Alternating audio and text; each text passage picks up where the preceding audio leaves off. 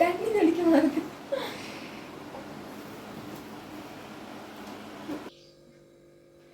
காளான் பிரியாணி செய்யலாமா? அதுக்கு வந்து காளான் வெட்டி எடுத்துக்கலாம்.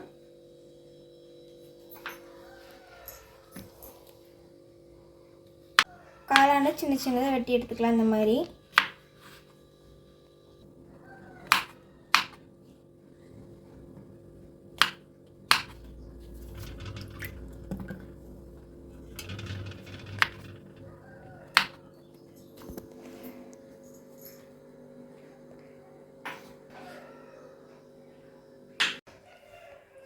பிரியாணி செய்யறதுக்கு இஞ்சி பூண்டெல்லாம் வந்து தொளிச்சு எடுத்துக்கலாம். அப்படியே வந்து வெங்காயமும் தொளிச்சு எடுத்துக்கலாம்.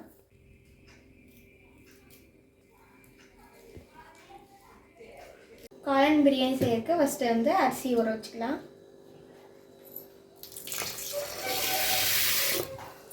ஒரு அரை மணி நேரம் அரிசி வந்து தண்ணியில் ஊற வச்சுக்கலாம். பிரியாணிக்கு வந்து சின்ன வெங்காயம் இஞ்சி பூண்டெல்லாம் வந்து அரைச்சி எடுத்துக்கலாம். பட்டை கிராம்பு கொஞ்சம் சேர்த்துக்கலாம். புதினா கொத்தமல்லி கொஞ்சம் சேர்த்துக்கலாம். இப்போ வந்து அரைச்சி எடுத்துக்கலாம். இப்போ வந்து தக்காளி வந்து கட் பண்ணி சேர்த்திக்கலாம் மிக்ஸி ஜாரில்.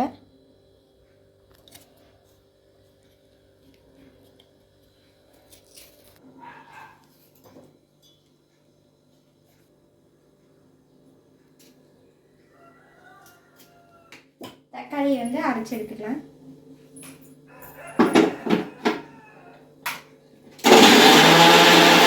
இப்போ பார்த்திங்கன்னா வந்து காளான் பிரியாணி செய்ய ஆரம்பிச்சுக்கலாம்.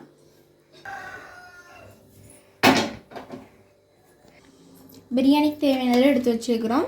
புதினா இலை, கொத்தமல்லி இலை, பச்சை மிளகா, நம்ம அரைச்சி வச்சுக்கிற இஞ்சி பூண்டு, கொத்தமல்லி, புதினா, வெங்காயமெல்லாம் அரைச்சி வச்சுக்கிறது, நம்ம அரைச்சி வச்சுக்கிற தக்காளி, பிரியாணி இலை, பிரியாணிக்கு தேவையானதை எடுத்து வச்சுக்கிறோம். குக்கர் காஞ்சிருச்சு, நெய் ஊற்றிக்கலாம்.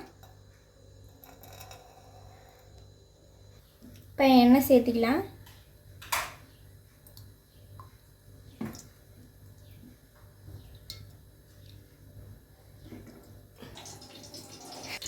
இப்போ எண்ணெயும் நெய்யும் வந்து நல்லா காஞ்சிருச்சு. இப்போ பிரியாணி எடுத்து வச்சுக்கிறது சேர்த்துக்கலாம்.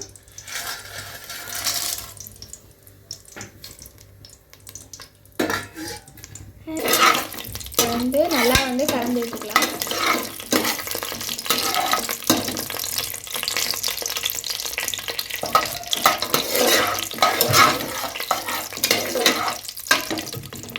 பிரியாணி எல்லாம் வந்து நல்லா செவந்து வந்துடுச்சு. நம்ம அரைச்சி வச்சுக்கிற வெங்காயம் இஞ்சி பூண்டு பேஸ்ட்டு சேர்த்திக்கலாம்.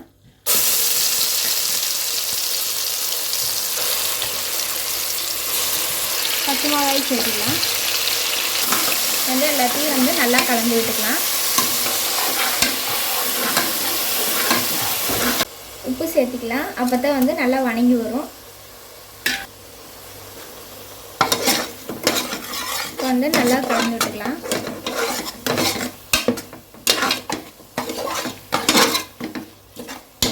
இந்த மாதிரி வந்து கலர் சேஞ்ச் ஆகிற வரைக்கும் இது பண்ணிக்கணும். எடுத்து நம்ம அரைச்சி வச்சுக்கிற தக்காளியும் சேர்த்திக்கலாம். இப்போ நல்லா கலந்து விட்டுக்கலாம்.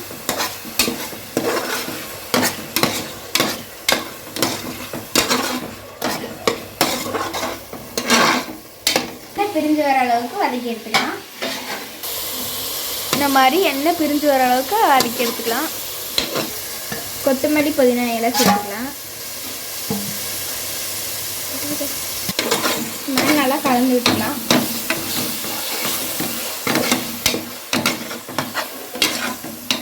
தயிர் சேர்த்துக்கலாம்.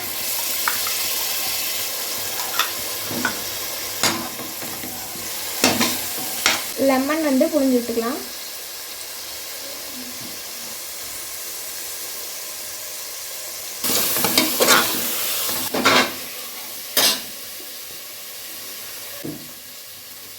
நம்ம நறுக்கி வச்சுக்கிற காளானை சேர்த்திக்கலாம்.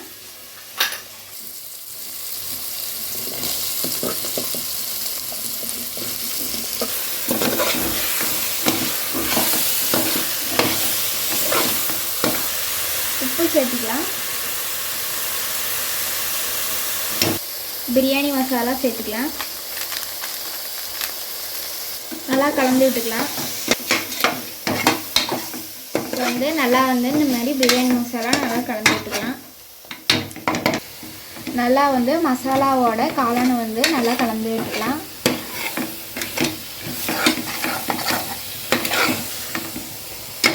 காளான் மசாலாவோட நல்லா வதங்கிடுச்சு. இப்போ அரிசி சேர்த்திக்கலாம். 1 டம்ளர் அரிசிக்கு 2 டம்ளர் தண்ணி சேர்த்திக்கணும். கலந்து விட்டுக்கலாம். அரிசி நல்லா மசாலாவோட மிக்ஸ் பண்ணிக்கலாம். தேவையான அளவு தண்ணி சேர்த்துக்கலாம். உப்பு காரம் கரெக்டாக இருக்குதான்னு பார்த்துட்டு கொத்தமல்லி சேர்த்தி மூடி வச்சிடலாம்.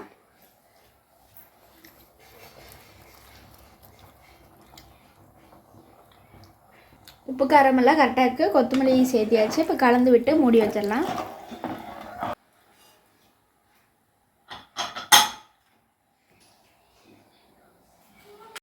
இப்போ பிரியாணி ரெடி ஆயிடுச்சு. பிரியாணி சாப்பிட்டு பார்த்துடலாம்.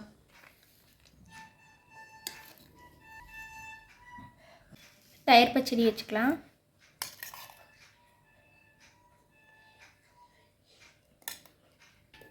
இப்போ பார்த்தீங்கன்னா காளான் பிரியாணி சாப்பிட்டு பார்த்துடலாம் எப்படி இருக்குன்னு.